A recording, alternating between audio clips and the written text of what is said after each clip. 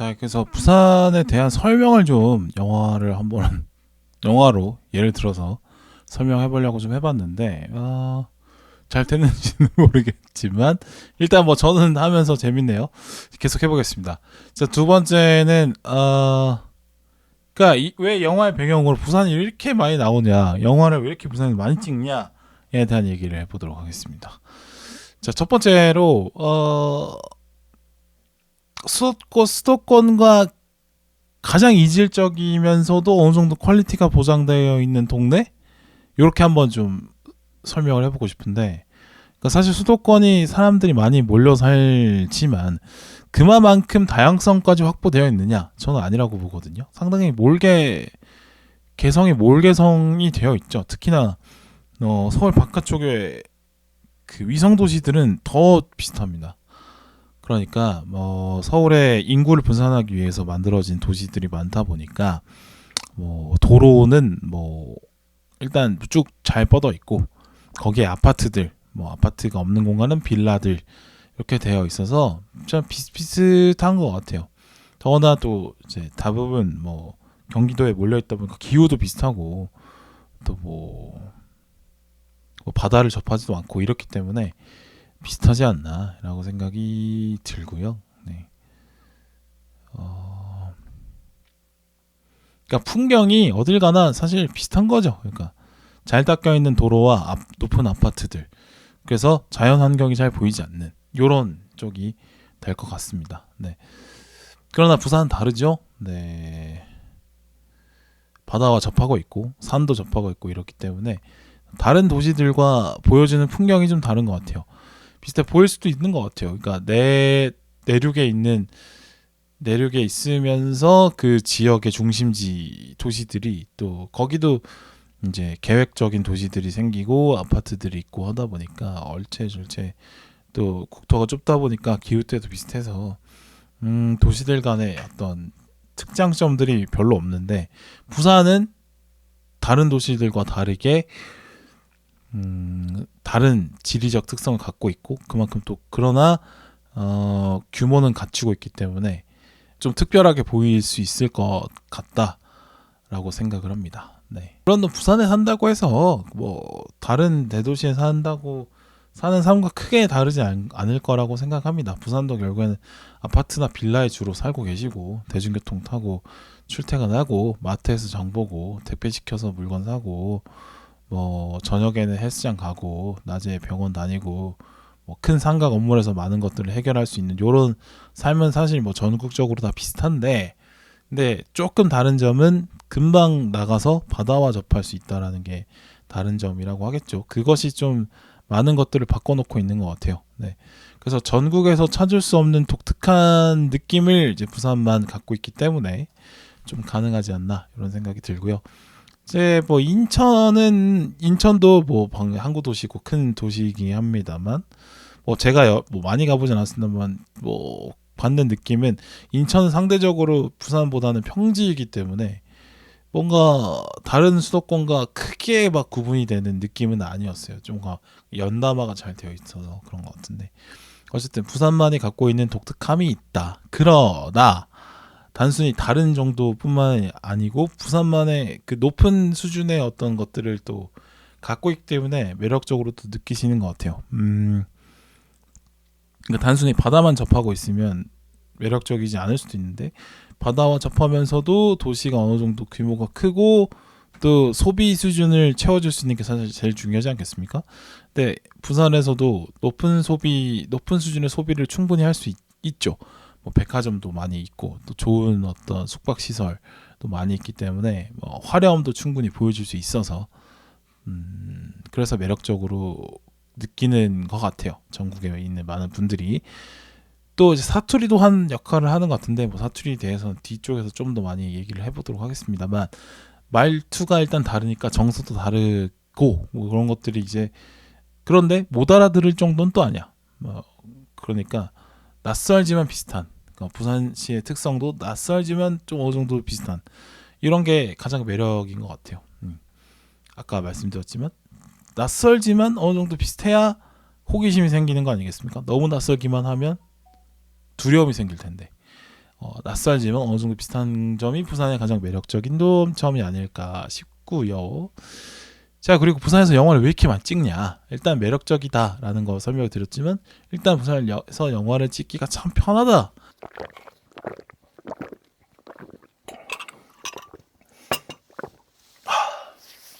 편한 것도 일단 중요하죠. 그러니까 촬영 협조 관련된 것들이 아주 참 잘 돼 있다는 거예요. 그 센텀시티 역 근처에 모여 있는 기관들 혹은 시설들이 만들어내는 효과가 있을 거라고 봅니다.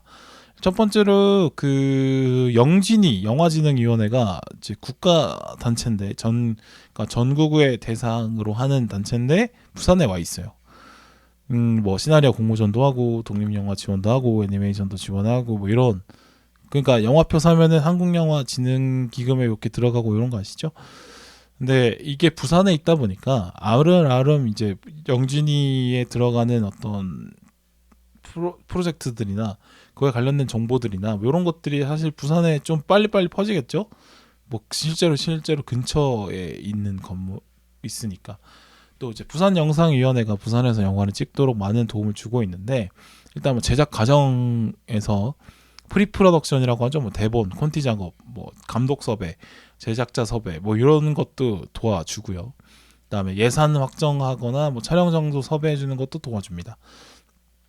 또 영화 촬영 끝나고 나서 후반 작업하는 것도 인력을 소개해주고 후반 작업할 스튜디오도 지원을 해주고 이렇게 되어 있습니다.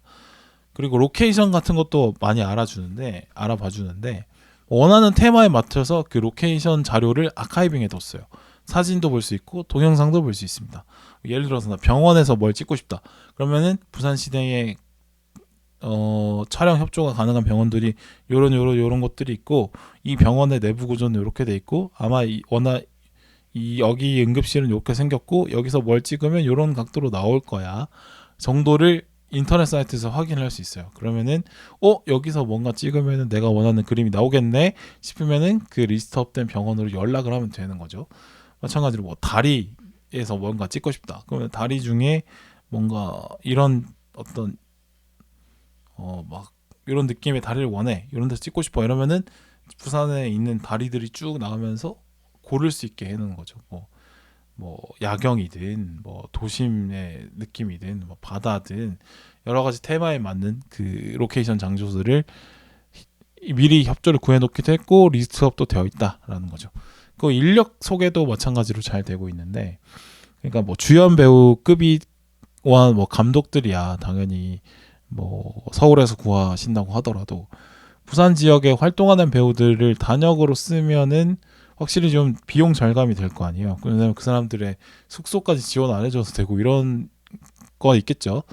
그러다 보니까 부산 지역에서 활동하는 연극 배우들이 연결도 해줍니다. 부산영상위원회에서. 그래서 주조연 정도 말고 단역 정도는 부산 출신 배우들이 부산에 찍는 영화라고 하면 많이 나올 수 있는 기회가 많아지는 거죠. 그리고 뭐 단역이나 조연 같은 경우는 아무래도 그 영화 찍어 가면서 사정에 따라서 넣고 빼고 막 바뀌고 이럴 수도 있잖아요. 근데 그렇다 보면은 근데 그 배우들을 다 서울에서 불러오면은 번거로울 수도 있는데 그냥 부산에 있는 배우를 쓰면 좀 유연하게 대처를 할 수 있겠죠. 이렇게 돼서 점점 이제 영화 많은 곳에, 그러니까 부산 지역에서 활동하다가 여러 영화에 출연하신 배우들이 있어요. 뭐 고인범 배우라고 아시는지 모르겠는데 이분이 그 부산 지역 방송 KNN 이런 데서 그러니까 생생정보통 같은 곳에서 리포터도 하셨고 그랬는데 이제 약간 할아버지 역할 이런 걸 많이 하시면서 최근에 영화에 많이 나오시더라고요. 그리고 김원범 배우라고, 이분이 예전에 그 PSB, 그러니까 지금 KNN, 그러니까 SBS 같은 건데 예전에 라디오 진행도 하셨거든요. 약간의 뭐랄까 쾌남 같은 느낌? 상당히 멋진 형님 같은 느낌이었거든요. 제가 중학생 때 그 방송을 들었을 때. 네, 그분도 부산 지역을 중심으로 활동을 하셨는데 계속 뭐 영화에 단역으로 출연을 하시더라고요. 네. 더 테러 라이브였나? 거기에 나왔었나? 어디 무슨 앵커 역할로 나왔었는데 하여튼 뭐 얼굴 보면은 알아보실 분도 있을 것 같아요. 또 이 두 분뿐만 아니라 뭐 유재명 배우도 사실 부산에서 활동을 주로 하다가 영화에서 조금씩 모습을 드러내다가 이제 전국구 스타적으로 발전을 하신 분이고, 창크나이트 뭐 응용 동료의 아버지 뭐 대박 아닙니까? 부산에 있는 인력들을 영화 촬영팀에 소개를 해주면서 서로 윈윈이 되는 거죠. 효율도 높이고 이렇게 되는 겁니다. 그다음에 뭐 영화의 전당, 그러니까 부국제 사무실도 있고 하기 때문에 또 여기에 또 영화인들이 많이 모이겠죠. 그러다 보면은 뭐 부산 관련해서 뭐 프로젝트 하나라도 부산에서 찍게 되고 뭐 그렇게 되지 않겠습니까? 네.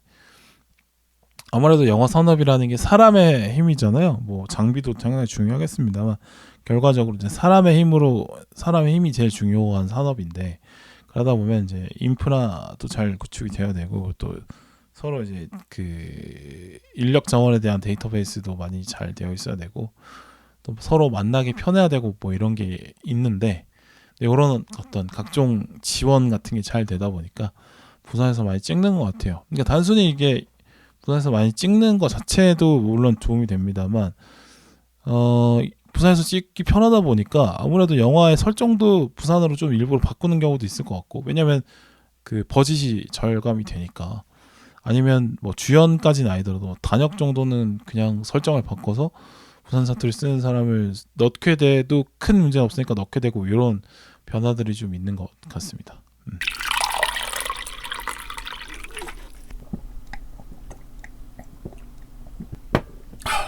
자, 그래서 부산에서 왜 이렇게 영화를 많이 찍느냐에 대해서 좀 얘기를 해봤고요.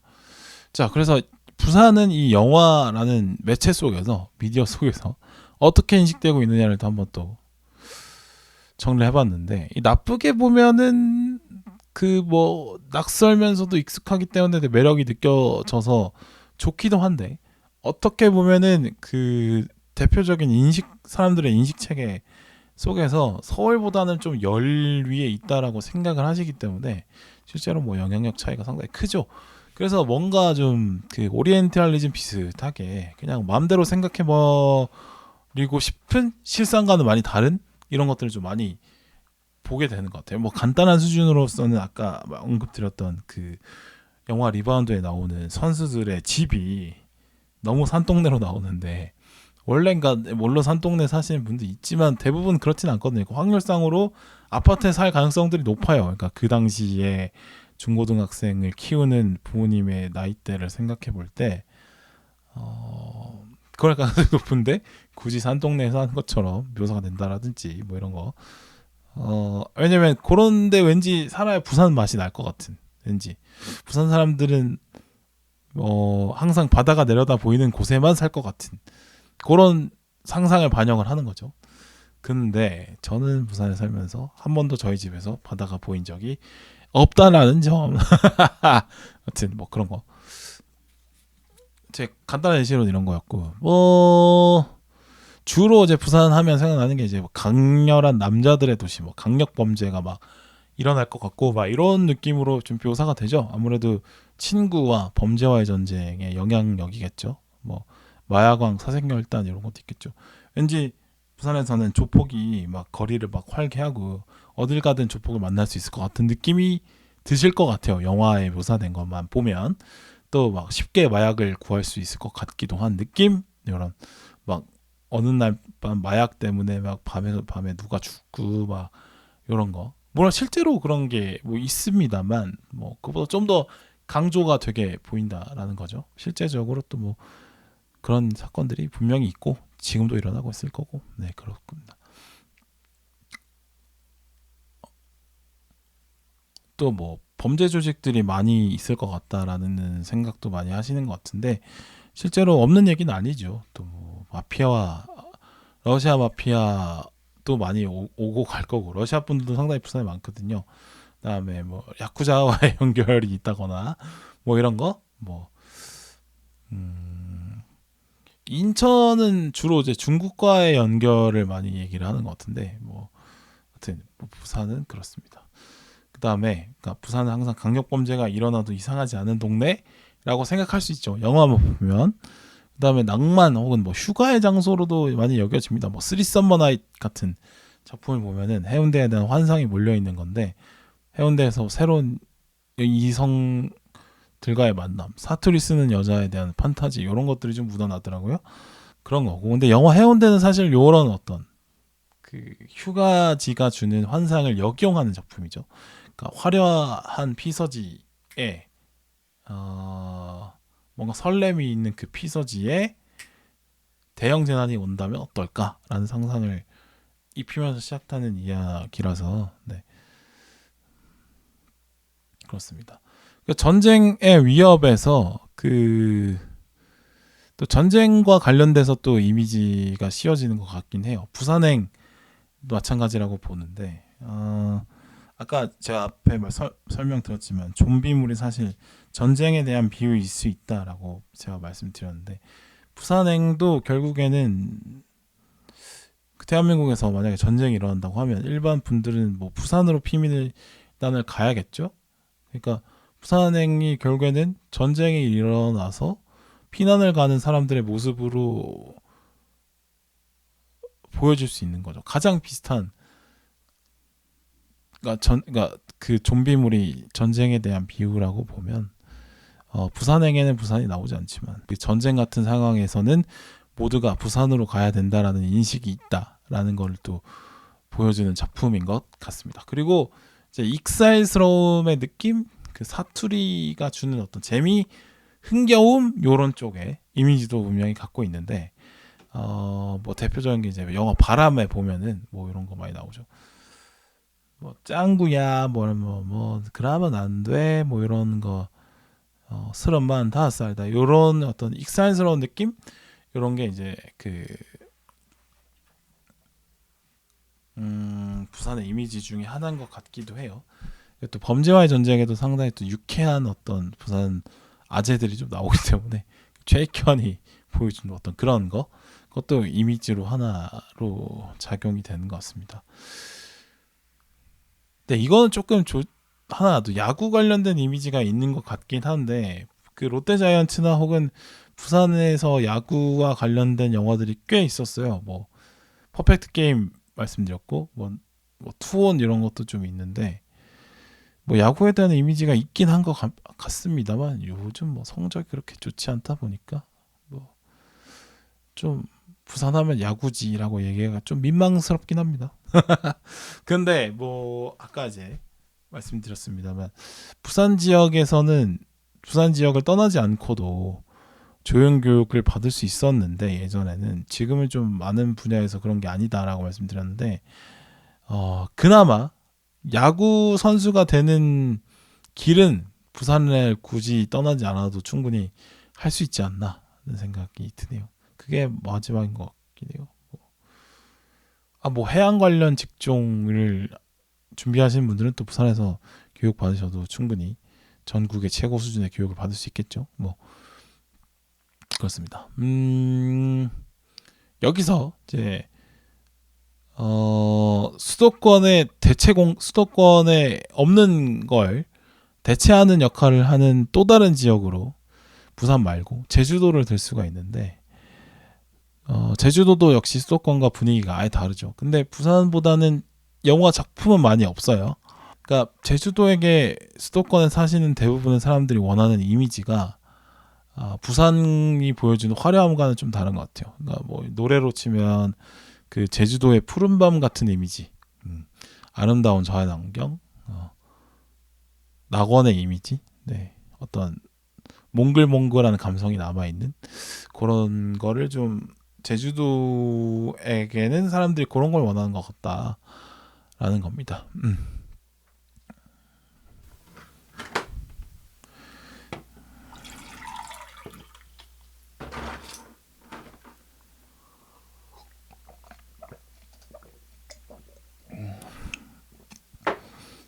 자, 이제 부산 영화 속에서 부산 사투리 얘기를 좀 해볼까 하는데, 사투리가 부산에서 찍은 영화들을 분명히 다른 영화들과 구분 지어주는 역할을 분명히 하고 있다라고 생각을 합니다. 일단 들리는 게 확 다르잖아요, 그죠? 부산 영화라는 그 장르가 부산 영화라고 해도 될 정도로 편수가 되게 많긴 하거든요. 네. 그러니까 이 사투리 때문에 표준어보다 좀 더 강렬한 감정 표현을 할 수 있게 되는 것 같아요. 그러니까 아무래도 말투가 좀 더 세다 보니까 좀 더 감정을 강하게 표출하고 싶을 때 사투리로 하면 좀 더 이 감정의 허용된 감정의 농도가 더 높다고 하면 될까요? 뭐 그런 느낌입니다. 근데 사투리 같은 경우는 이제 사실은 사투리 어색하다 이런 게 항상 논란이 되는데, 사투리 어색하다는 이야기가 항상 나오는데 이거는 부산에 그러니까 경상도 분들도 사투리 어색하다고 얘기하고 수도권에서 사는 분들도 사투리 어색하다고 얘기해요. 참 웃기죠? 그러니까 경상도 분들은 실제 사용되는 사투리와 영화 속에 나오는 사투리가 달라서 어색하다고 지적을 하시고, 또 수도권에 사는 분들은 내가 미디어 속에서 보고 배운 사투리와 현재 내가 본 작품의 사투리가 달라서 어색하다고 또 표현을 하는 이상한 상황인데, 어쨌든 저의 기준을 말씀을 드리자면 저는 그 안에 논리가, 그러니까 그 안에 원리가 어느 정도 확 잡혔다 정도로 연습을 많이 한 거면 그건 어색하지 않은 사투리다, 괜찮다, 오케이 라고 말씀을 드릴 수 있을 것 같아요. 그러니까 뭐 어떻게 아무리 노력을 한다고 해도 억양을 어떻게 만들겠습니까?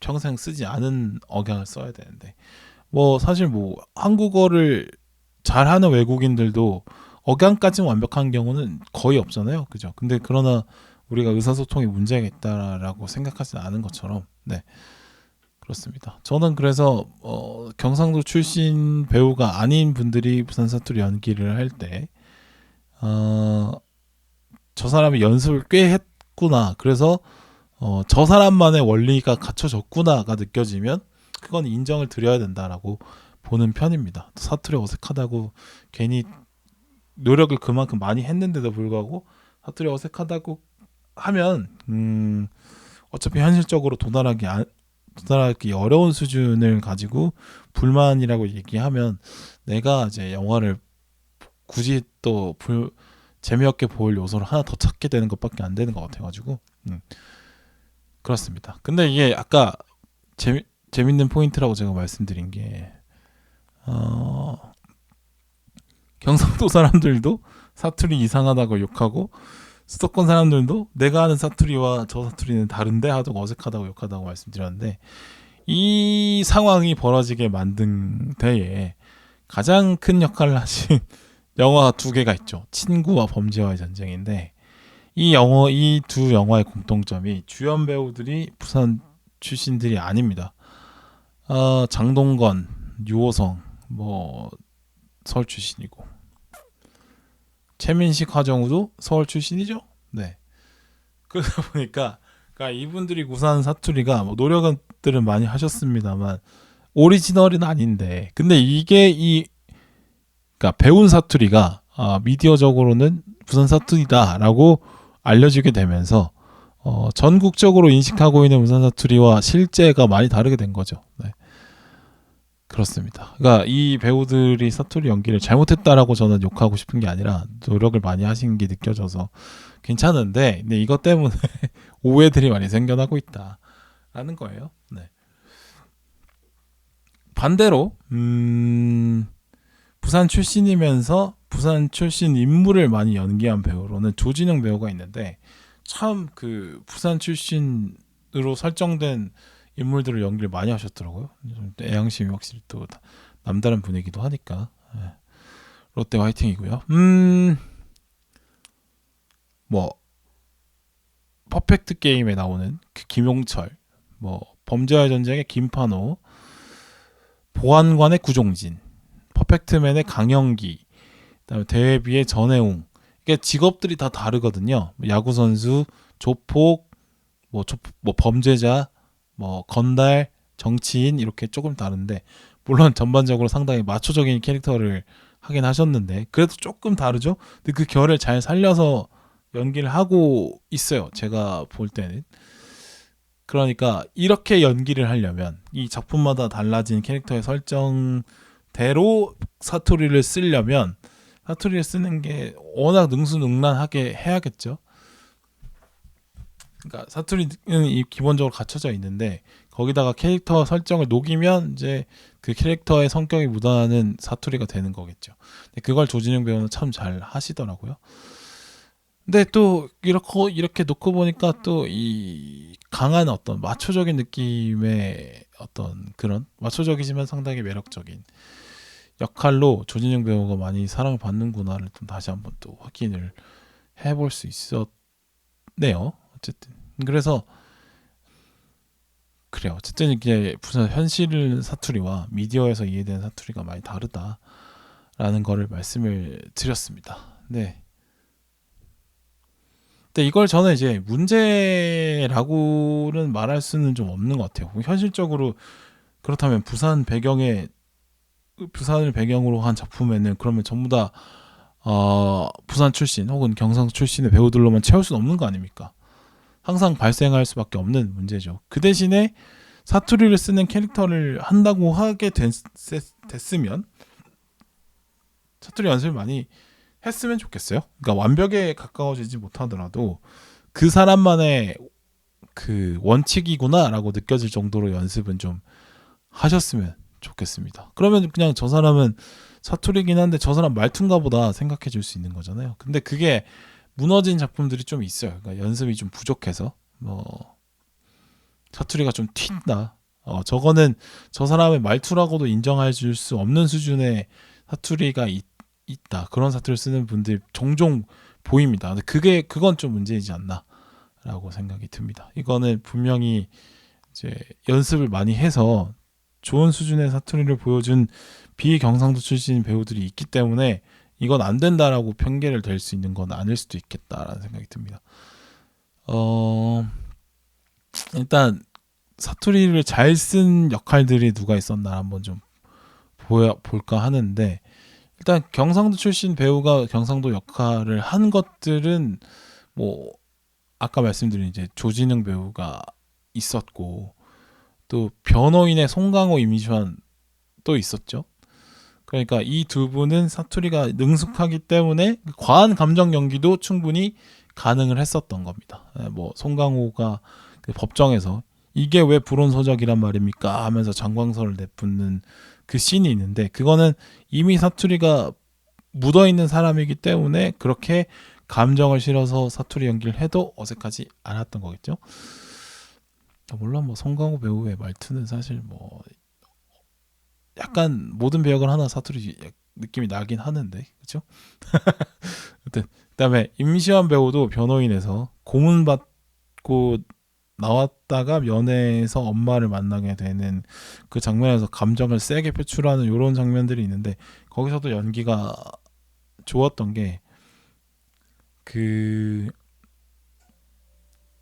뭐 그렇게 얘기하죠. 엄마 나는 잘못 없다. 엄마 나는 잘못 없다. 이런 식의 대사를 하는데 그 감정이 막 복받쳐 오르는 그것도 사투리로 잘 표현이 됐어요. 근데 이거는 이제 두 분이 네이티브 때문에 가능한 것 같다라는 생각이 듭니다. 근데 황정민 배우가 그러니까 그 국제시장에서 했던 그 덕수 역할의 사투리는 제가 느끼기엔 좀 세다고 생각을 했는데 처음에는 근데 한 번 더 생각을 해보니까 배역의 출생 연도가 6.25 전쟁 때 한 7살, 8살 정도니까 뭐 45년생 막 요 정도잖아요. 그죠?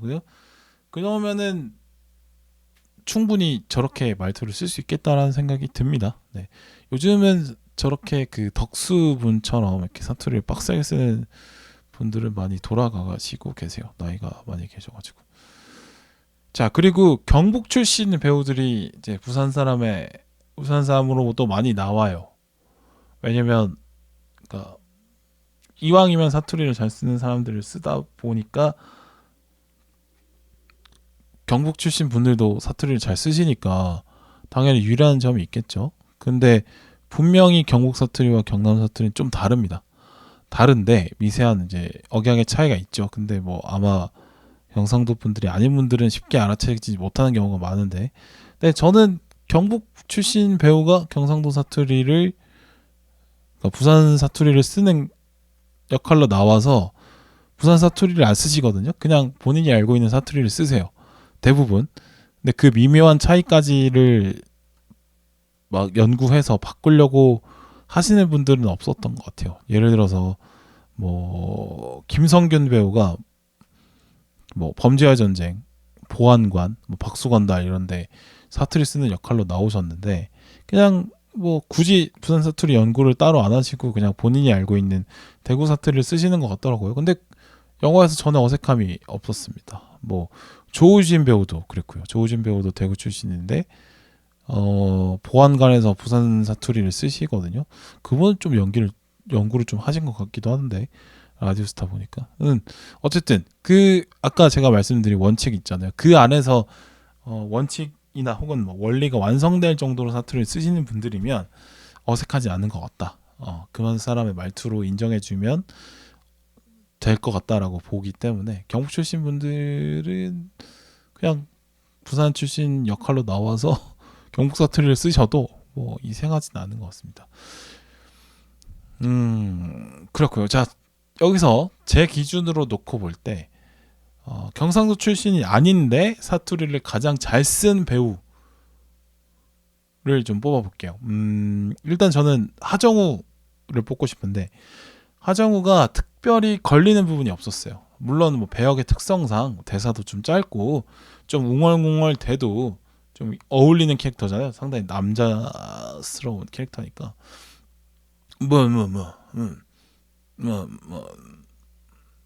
약간 요거 대사가 요런 느낌. 그러니까 뭐 이렇게까지 한다는 건 아니지만 약간 웅얼대도 뭔가 어울리는 느낌의 배역이기 때문에 사투리가 크게 어색하게 느껴질 것도 없었던 것 같고 본인도 노력을 많이 하신 것 같아요. 캐릭터가 무너졌죠. 그리고 암수살인의 주지훈도 조금 이상한 포인트들이 있긴 한데 그 안에 논리가 잘 구축이 됐고 약간 또라이 같고 사이코패스 같은 그런 사람이 쓰는 사투리구나도 잘 표현이 된 것 같습니다. 저는 베스트를 조승우 배우로 뽑는데 일단 그 암수살인의 주지훈 배우도 옆에 그 맞붙은 배역이 김윤석이 부산 출신이다 보니까 옆에서 많이 배우고 가르쳐 주셔서 그런지 잘 하신 것 같아요. 근데 저는 베스트로는 조승우를 뽑고 싶어요. 그 퍼펙트 게임의 최동원 역할을 하셨는데 대사량도 상당히 길고 또 고독한 승부사 역할로 감정 연기도 해야 되고 이러인데 근데 아까 말씀드렸다시피 그 사투리를 배워서 감정을 실으면 어색해질 수 있다. 어색할 가능성이 높겠죠. 아무래도 더 세게 이야기해야 되니까. 근데 이 세게 이야기, 감정 폭발시키는 씬에서도 사투리가 무너지지 않았다고 저는 판단을 했습니다. 그래서 상당히 대단하시더라고요. 그러니까 사투리까지도 배워서 거기다가 연기를 집어넣어야 되는 두 가지 단계를 거쳐야 되는데 이 두 가지 단계를 잘 해내신 것 같아요. 그래서 역시 재능이 넘치는 배우구나 라는 생각을 했고요.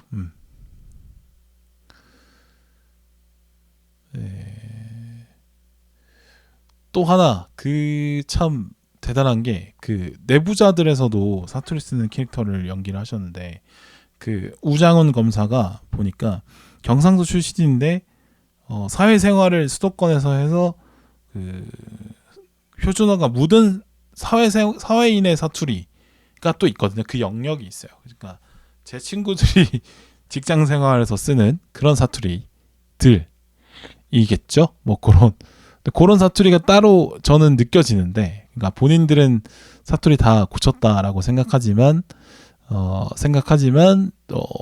어릴 때부터 표준어를 써온 사람들이 듣기에는 좀 어색한 뭐 요 정도 수준의 사투리가 따로 있는데 그 사투리를 또 구현을 하셨어요.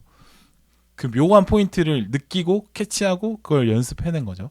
그래서 좀 대단하지 않나 생각이 들고 이 비슷한 역할로 그러니까 그 영화 더킹에서 안희연 검사로 나왔던 김소진 배우가 있는데 김소진 배우도 그 우장훈 검사 같은 사회생활 하는 사람의 사투리를 잘 표현하신 것 같습니다. 네. 보니까 고향이 강원도 인제 출신이던데 네, 그 잘 표현하신 것 같고, 그 사회생활한 사람의 사투리를 또 잘한 사람이 이제 비밀의 숲의 이창준 창크나이트, 그러니까 유재명 배우가 한 역할이 있는데, 그쪽은 또 재밌죠. 그러니까 사투리 네이티브인데 이제 본인 사투리를 잘 쓰는 배우인데 이제 그 표준어가 묻은 사투리를 연기를 하신 거잖아요. 근데 그것도 해내셨더라고. 그것도 오히려 더 미묘하게 다르니까 더 어려울 수 있는데 그걸 잘 해낸 거 아닐까라는 생각이 듭니다. 아니면 그냥 본인이 표준어로 연기한다고 생각하고 한 건지 모르겠네요. 또 유재영 배우는 제가 봤을 때 표준어 쓸 때는 또 엄청 또 잘 쓰시는데 말이죠. 그렇게 사투리를 잘 쓰신 것 같고, 근데 김소진 배우로 다시 돌아가면 김소진 배우가 이제 마야광에서는 완전 그냥 부산 출신 여성으로 나오는데 거기서는 좀 더 사투리가 느셨더라고요. 잘하시더라고요. 저는 그냥 뭐 부산 분인가 한번 찾아봐서 쓸 정도입니다. 그 여기서 이제 최고 더 잘하는 분은 이정은 배우인 것 같아요. 부산 사투리 대박이죠. 그 변호인에 보면 그 뭐 변호인 그날의 분위기 보안관 뭐 미스터 선샤인 하만댁 등등 이제 사투리 쓰는 역할로 많이 나오셨는데 물론 이분은 전라도 사투리도 잘하시고 그죠? 그 변호인에 보면은 왜 송강호가 예전에 자기 뭐 노가다 했던 호수의 아파트를 꼭 사고 싶다고 찾아가잖아요. 그 찾아간 집에 사시는 이제 아주머니 역할로 이정은 배우가 나오는데 그 뭐 야매 문신을 받고 있다가 그 송강호가 오니까 이제 급히 손님 맞이를 하면서 그래서 주시라도 드실래 할 때 그 주시라는 이 발음이 완전 저는 뭐 녹아버렸죠. 주스가 아니라 주시. 아 그러니까 이제 기가 막힙니다. 네. 진짜 그때 그 당시 아주머니 분들이 주시라고 많이 하셨거든요. 네. 하여튼 대단하게 잘하시는 것 같습니다.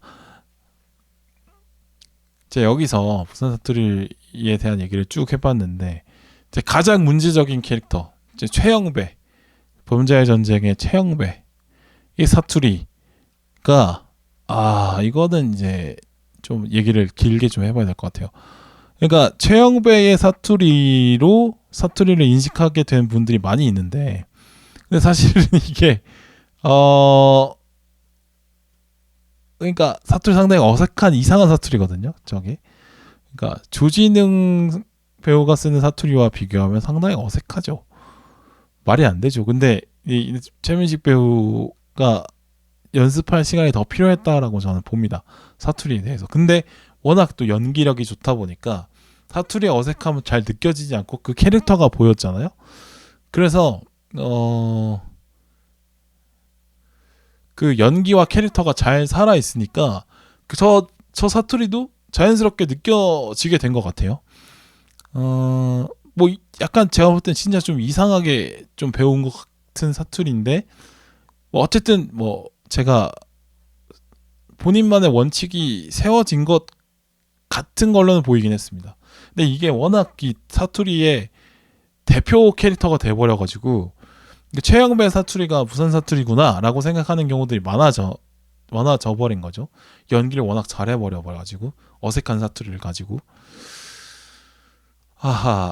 그렇습니다. 근데 이거를 이제 부산 사투리의 실제를 많이 왜곡시킨 결과를 낳게 되셨는데 근데 역설적으로 또 최영배 때문에 또 부산에 대한 어떤 재밌는 이미지 뭐 또 다른 어떤 그 풍부한 느낌으로 또 부산이 설명이 됐기 때문에 이걸 또 뭐라 하기는 어려운 부분이 있긴 합니다. 네.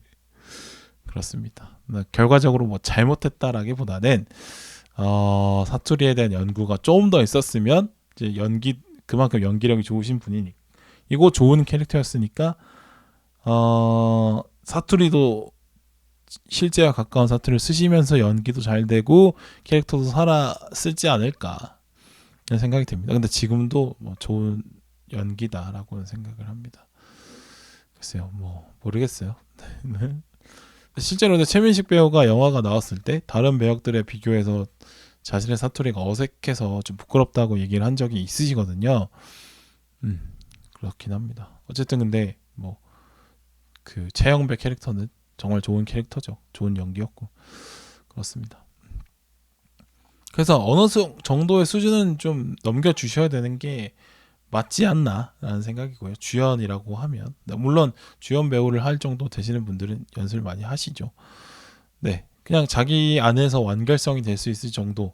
그러니까 말을 막 하다가 이게 사투리도 아니고 표준도 아니고 이상한 부분이 없을 정도로만 연습이 되면 좋겠다라는 겁니다. 뭐 약간 여담인데 제가 볼 때는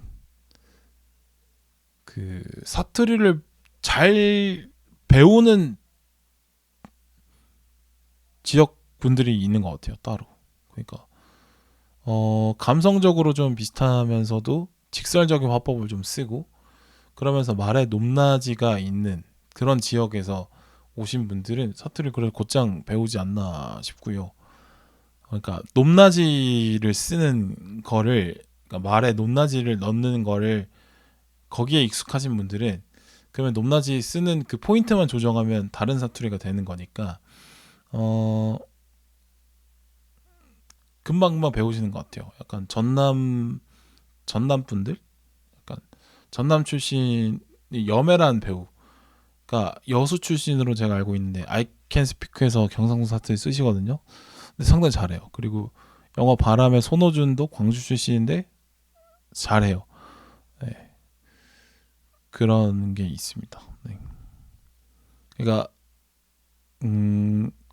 말에 높낮이를 싣는 거를 충분히 많이 해보신 분들이 사투리를 배우면 충분히 잘 하시는 것 같아요.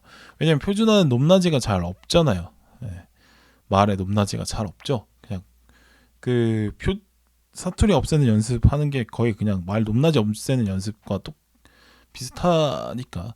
근데 높낮이가 없고 뭐 장단도 별로 없고 그런 것 같아요. 근데 애초에 말에 높낮이를 넣어서 말해본 적이 없는 분한테 말에 높낮이를 넣어서 해보라고 하니까 어려운 거겠죠.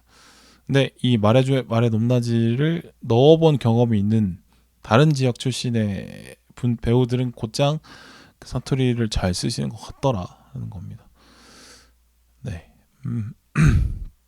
그런데 이제 이게 부산이 배경인 영화들이 많다 보니까 상대적으로 경서 출신 배우들이 유리한 점이 좀 많긴 하는 것 같아요. 네. 그러니까 부산 배경으로 제작된 영화들이 꽤나 많다 보니까 어느 정도 좀 유리한 부분이 있지 않나 생각이 드네요. 물론 뭐 부산 출신, 경서 출신 배우들은 또 표준어 연습을 따로 하셔야 되겠지만. 자, 그리고 사투리가 완벽한 영화를 하나 제가 뽑아 볼까 하는데 사투리를 가장 잘 알린 영화는 친구와 범죄와의 전쟁인데 사투리가 완벽한 영화는 아니고요.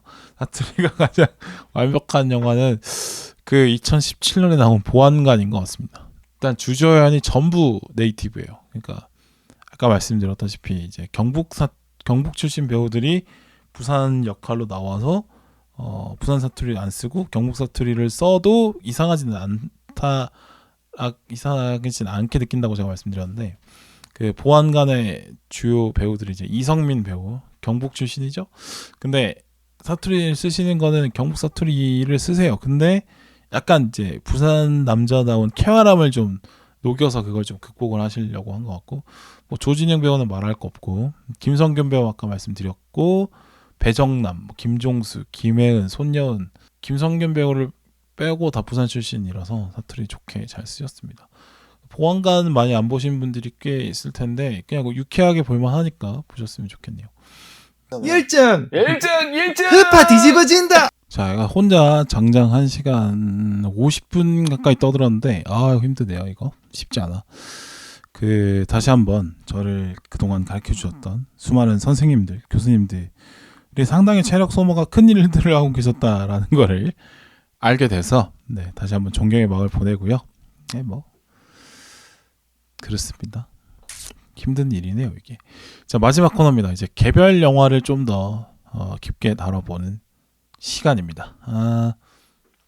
여기서 선정 기준은 부산에서 촬영 협조가 쉬운 것을 이용해서 부산을 배경으로 찍었을 뿐 아니면 부산을 해서 찍었는데 배경을 부산으로 설정하지 않은 영화들은 뺐습니다. 뭐 예를 들어서 뭐 데시벨이나 뭐 이웃사람 같은 거는 부산에서 찍긴 찍었는데 이제 배경 설정을 부산으로 하지 않았기 때문에 뭐 그런 영화들은 너무 좋죠. 부산에서 영화를 많이 찍는 것 자체가 일단은 부산을 잘 드러낸 영화들을 이제 조금 깊게 앞에 조금씩 언급을 했습니다만 얘기를 해볼게요. 저 일단 국제시장 같은 경우는 현대사를 잘 압축해냈다는 점에서 상당히 미덕이 있는 영화라고 생각을 하고요.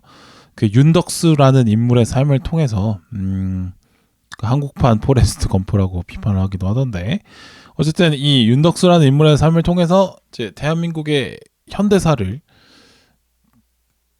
부산의 역사를 잘 녹여낸 인물이라고 봅니다. 윤덕수의 삶을 추적해 보다 보면 많은 걸 알 수 있게 되는 거죠. 근데 이렇게 보면 그런 비판들 있잖아요. 뭐 저 포레스트 검프냐라고 비판할 수 있는데, 저렇게 굵직굵직한 사건이 윤덕수의 삶에 전부 이렇게 들어간다는 게 말이 되냐라고 생각을 할 수 있겠죠. 그러나 그러면 그렇다고 해서 이 여러 인물을 여럿으로 나눠서 여러 가지 사건들을 표현을 해냈다면 이입이 쉽지 않았을 거라고 보고요. 실제로 뭐 덕수가 막 전쟁도 겪고 뭐 파독 광부도 갔다가 베트남전도 겪고 뭐 선전 뭐 이산 가족 찾기도 하고 뭐 이런 걸 다 하잖아요. 근데 뭐 이 내가 모든 걸 덕수처럼 다 겪은 사람이 실제로 적긴 하겠습니다만 찾아보면 분명히 있을 거라고 저는 생각이 들어요. 네. 아니면은 뭐 덕수가 한 4가지를 겪었는데 한 3개 정도 겪은 분은 더 많을 것 같고요. 그런 의미에서 윤덕수라는 캐릭터는 30년대 말, 40년대생의 삶들을 대표하는 인물로 아주 잘 그려졌다라고 생각을 합니다. 그래서 윤덕수의 삶을 쫓아가다 보면 전쟁도 알 수 있고 파독 광부로 가서 고생한 우리 또 삼촌, 뭐 큰아버지 뻘, 뭐 할아버지 뻘의 삶을 또 알 수 있고, 베트남전에 돈을 벌러 전쟁에 참여했던 또 우리네 또 어른들의 마음을 또 이해해줄 수 있고 하는 거죠. 그러니까 이 현대사를 보면 정치적인 발전에 대한 작품들은 많이 있었어요. 뭐 그때 그 사람들, 남산의 부장들, 뭐 헌트, 1987, 뭐 택시운전사, 변호인 등 이제 정치대 관련된 영화들은 많이 있었는데, 이렇게 일반 민중의 시점에서 먹고 사는 문제가 어떻게 나아졌는가를 드라마틱하게 보여주는 것도 상당히 필요했죠. 왜냐하면 정치 경제 모두 드라마틱하게 변한 게 대한민국이니까.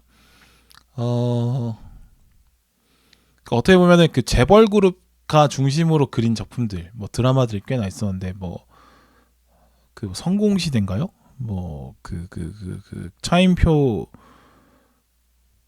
배우가 그 정주영을 롤모델로 한 그 캐릭터를 연기한 뭐 그런 드라마도 있고 뭐 여러 가지 있었는데, 뭐 재벌집 막내 아들 이런 것도 있겠네요. 그런데 일반 민중의 시점으로 먹고 사는 문제가 어떻게 나아졌느냐를 보여주는 작품은 잘 없었는데, 근데 이게 국제시장은 이걸 해낸 걸로 보고요. 정말 잘 먹고 잘 사는 것에 인생을 바친 선배 세대들을 기념해주는 작품도 충분히 필요하다라고 봅니다. 그래서 뭐 민주주의를 잃어가는 것도 그러니까 그래서 이 영화가 너무 무파적인 영화다 아니냐라고 비판하는 분들도 꽤 있었는데, 그건 좀 답답한 생각이라고 봐요. 그러니까 민주주의를 잃어가는 것도 아주 훌륭한 성과지만 민주주의는 경제 발전과 함께 갑니다. 항상 먹고 살만해져야 민주주의를 이루고 돌보고 할 만한 여력이 생기는 거죠. 전쟁의 참상을 딛고 경제 발전을 해낸 것 역시나 이 국가를 위해서 충분히 다뤄올 만한 가치가 있는, 필요가 있는 그런 것이었고, 국제시장이 그걸 해낸 거라고 봅니다. 그러니까 민주화를 이뤄낸 것도 대한민국의 자부심이고, 이렇게 경제 발전을 해낸 것도 대한민국의 자부심이죠. 네, 그렇습니다. 근데 사실상 이제 영화에는 민주화 관련 파트보다 산업화 관련 파트가 많이 없었긴 한 것 같아요. 네, 근데 어느 정도 이 작품을 통해서 밸런스가 맞춰지지 않았나라고 생각이 듭니다. 네, 그러니까 영화만 놓고 봤을 때 이제 민주화 세력과 산업화 세력의 다툼이 이제 이 우리 사회의 전반적인 어떤 세력 다툼, 정치적 갈등의 중심이 서 있는 게 민주화 세력과 산업화 세력인데 현실에서는 산업화 세력이 많이 승리를 했지만 미디어 상에서는 문화 관련 측면에서는 이제 민주화 세력이 많이 이긴 것 같아요. 네. 네. 근데 국제시장이라는 게 충분히 가치가 있는 영화라고 저는 보고 있고 또 변호인을 만든 그러니까 민주화 세력의 이야기를 담은 영화를 만든 변호인의 양우석 감독도 이 영화가 상당히 필요한 영화였다라고 평가를 했거든요. 그래서 국제시장은 그래서 충분히 의미가 있는 작품이라고 보고 싶습니다. 얼마나 좋습니까? 이게 3대가 서로의 삶을 이해할 수 있는 계기를 만든 거잖아요. 그러니까 영화가 이렇게 세대 통합의 기능을 할 수 있다라고 봤어요. 그러니까 저 입장에서는 왜 이렇게 그러니까 먹고 사는데 부족함이 없는 게 저한테는 상당히 당연한 건데 저의 세대에서는 근데 아버지 세대나 할아버지 세대는 그런 게 아니었구나라는 느껴지게 만드는 그런 것들 있잖아요. 음식에 대한 입장 같은 거 그런 거. 일단 많이 먹을 수 있을 때 많이 먹어라 이런 얘기를 한다거나 많이 먹는 걸 자체를 막 좋은 일이지 많이 먹을 수 있으면 좋은 일이지 자기 건강을 해치는 일이라고는 여기지 않는 이런 관점의 차이 같은 것들이 있는 거죠. 근데 저는 이 영화를 보면서 아버지, 할아버지에 대한 할머니, 할아버지 이런 거에 대한 이해가 됐어요. 그래서 저분들도 삶이 참 힘들었고 고난했겠구나. 저 사람의 삶도 짠했겠구나를 이해할 수 있어서 저는 오히려 좋더라고요. 네, 되게 좋았습니다. 그러니까 변호인 같은 경우는 이제 노무현 대통령이라는 사람의 전기 영화로 봐도 되는데, 근데 이제 국제시장 같은 경우는 어떻게 보면 더 대단한 게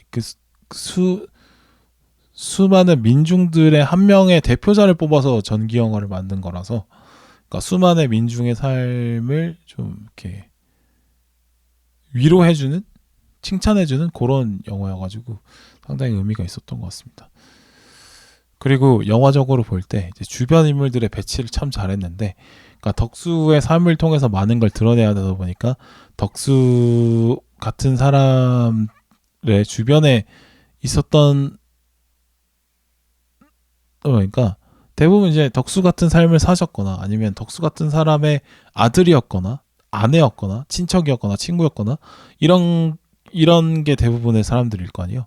그분들에게 공감한 포인트를 줄 수 있었다라고 봐요. 그러니까 덕수의 주변 인물들을 잘 그려냈기 때문에 덕수와 같은 삶을 살지 않았더라도 덕수 같은 사람을 지켜봐왔던 삶을 살았던 사람도 이 영화를 통해서 위로를 받을 수 있는 거죠. 그렇습니다. 그러니까 어떻게 보면은 이제 국제시장을 보면서 느끼는 거는 원맨 영화일수록 그러니까 그러니까 사실 이 영화는 황정민의 원맨 쇼라고 볼 수 있는데 이 원맨 쇼일수록 주변 인물에 대한 세팅을 잘 해야 되지 않나 싶습니다. 그러니까 덕수의 아버지를 통해서 덕수가 짊어지고 살았던 책임감을 잘 보여줬고, 덕수의 어머님을 통해서 그 가족 뒷바라지에 모든 걸 바친 그 시대의 어머니들에 대한 위로를 보낼 수도 있는 거고요. 네. 덕수의 가족들을 보면서 자기 인생과의 접점을 찾을 수도 있고 하기 때문에 원맨 영화일수록 주변 인물들에 대한 세팅을 오히려 더 신경 써야 되지 않나. 그래야지 더 많은 사람들을 감동시킬 수 있지 않나 라는 생각을 해봤습니다. 자, 그리고 이제 다음 작품은 변호인에 대한 얘기를 해볼 텐데, 국제시장과는 이제 결을 달리하는 영화죠. 이제 민주화 세력에 대한 얘기예요. 노무현 대통령의 30, 40대를 다룬 작품이죠. 배역 이름은 송우석인데 사실상 노무현이죠. 그 민주화와 산업화의 배경 모두 부산에서 이야기를 풀어간다는 점인데, 이런 점에서 저는 부산 출신으로서 참 자랑스러운 것 같아요. 그러니까 윤덕수라는 캐릭터와 송우석이라는 캐릭터가 같은 비슷한 공간에 살아 숨쉬었다라는 거거든요. 그러니까 그 법무법인 부산이 노무현 변호사가 활동했던 그 법무법인인데 거기가 대신동인가 동대신동인가 서대신동인가 같은 대신동이고 윤덕수가 일했던 그 뭐죠? 그 가게 이름이 그 국제시장과 거리가 그렇게 멀지 않습니다. 네. 차로 가면 뭐 10분이면 갈걸요? 하여튼 그러니까 그만큼 그 좁은 부산 원도심 지역에서 그 7, 80년대에 열심히 살았던 분들이 또 대표하는 영화가 되는 거죠. 그러니까 그 시기에 70년대, 80년대에 수많은 윤덕수들이 있었고 수많은 소구석들이 있었지 않았나 하는 생각이 들고 이런 분들이 이제 부산에서 경제와 정치 주 영역으로 기여를 했던 것 같아서 네, 아주 자랑스러운 부분이 또 있습니다. 네. 그리고 가난을 이겨내고 싶었던 남자가 그 세상을 향해서 시선을 돌리기 시작하는 과정을 다룬 영화인데 이게 저는 또 재밌더라고요. 조금씩 이제 자신의 시선을 세상으로 돌려나가는 그 과정을 잘 그려낸 작품이라고 봅니다.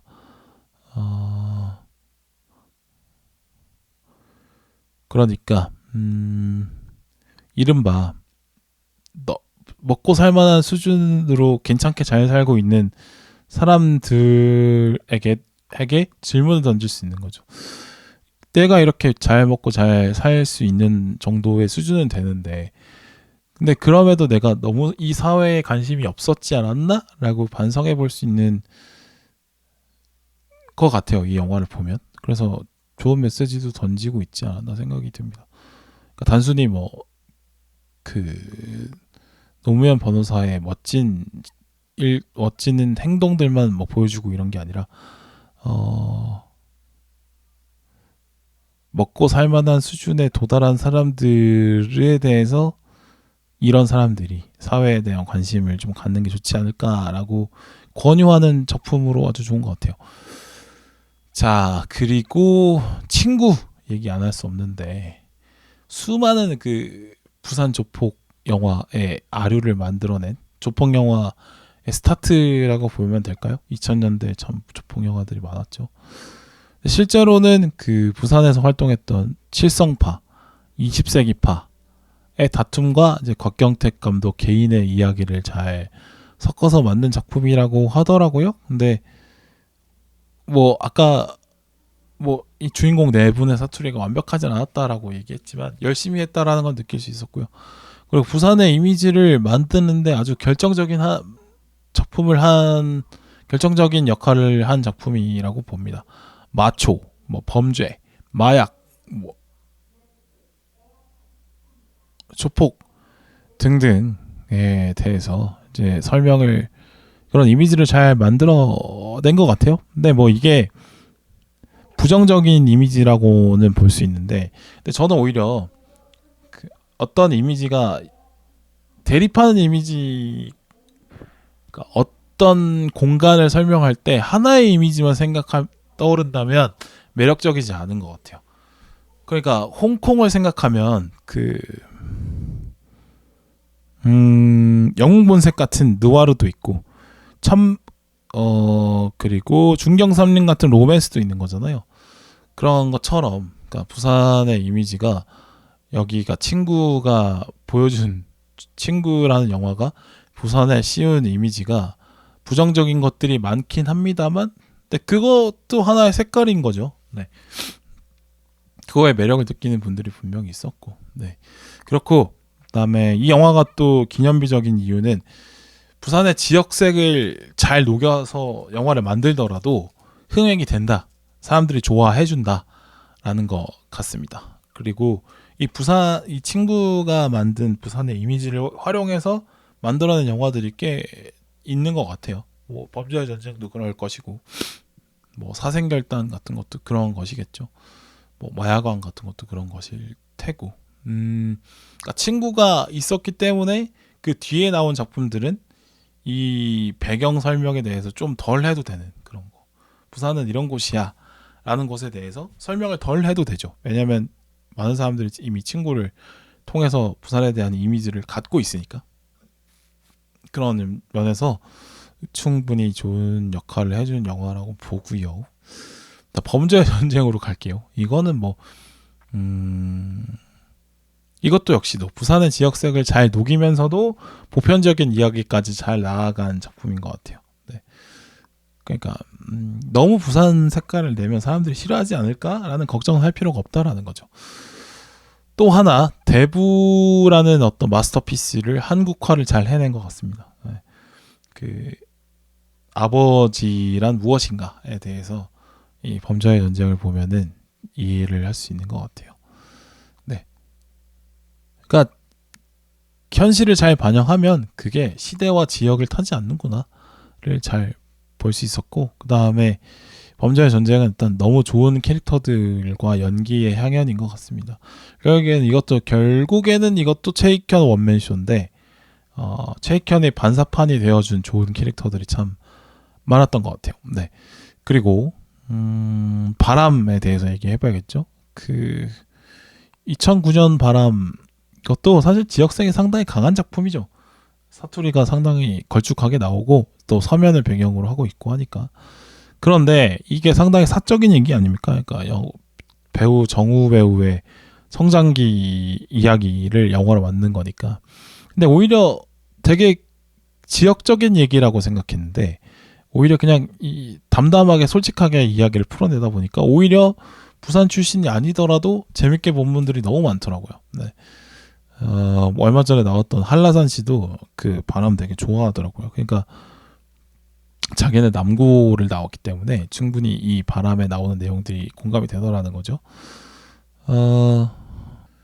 이런 걸 보면은 사람들이 막 각자 다 많이 다르고 지역마다 다 다르고 뭐 지역색이 뚜렷해 보이지만 그거는 그냥 인간의 뇌 자체가 다른 점을 강하게 인식하도록 설정이 되어 있어서 그럴 뿐이지 실제로 모든 사람, 모든 지역, 모든 국가는 공통점이 더 많지 않나 이런 생각을 하게 돼요. 네.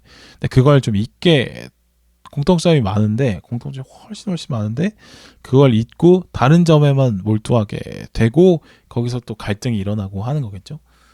네. 그래서 그냥 자기 자신에 대한 것들, 자기 지역에 대한 것들을 솔직하게 드러내면 의외로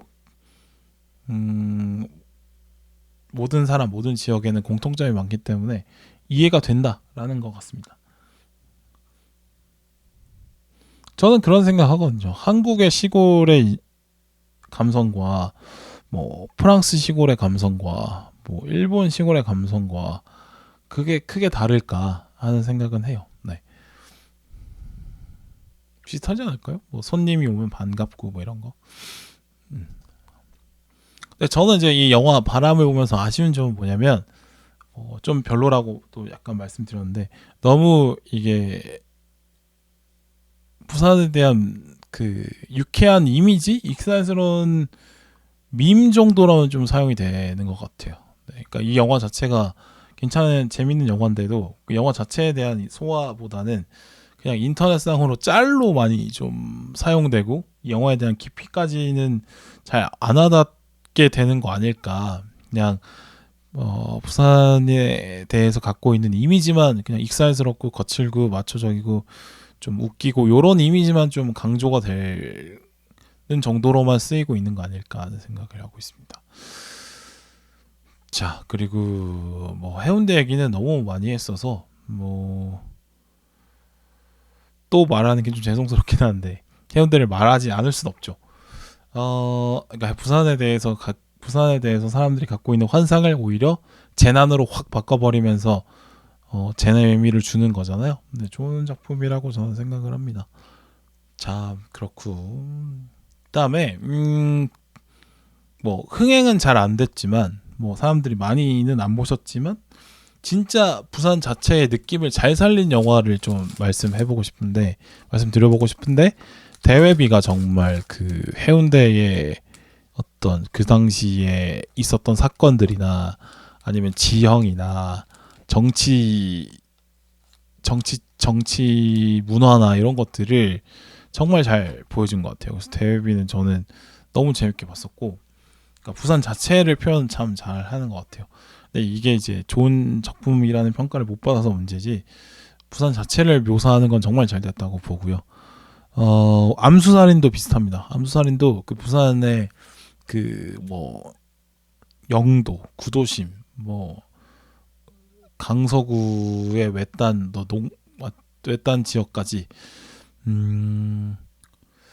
잘 표현해냈다고 봐요. 그 원도심, 서부심, 서부산 이쪽은 이제 암수살인으로 표현이 잘 되지 않았나 생각을 합니다. 그래서 대비와 암수살인은 부산 자체를 묘사하는 걸로는 아주 좋은 영화였다라고 봐요.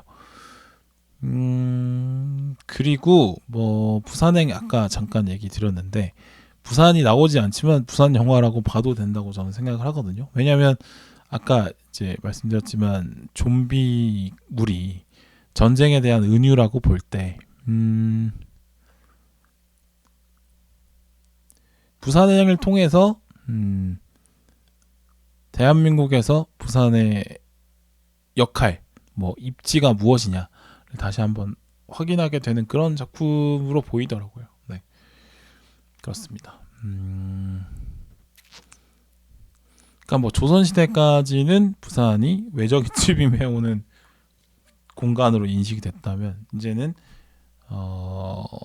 북한으로 그러니까 현재 대치 상태에서는 제일 중요한 항구이자 마지막 최후의 보루이자 뭐 그런 느낌이라서 그렇습니다. 부산행을 보다 보면 역설적으로 대한민국에서 부산이 어떤 역할을 하고 있는지를 좀 알게 되는 것 같아요. 네.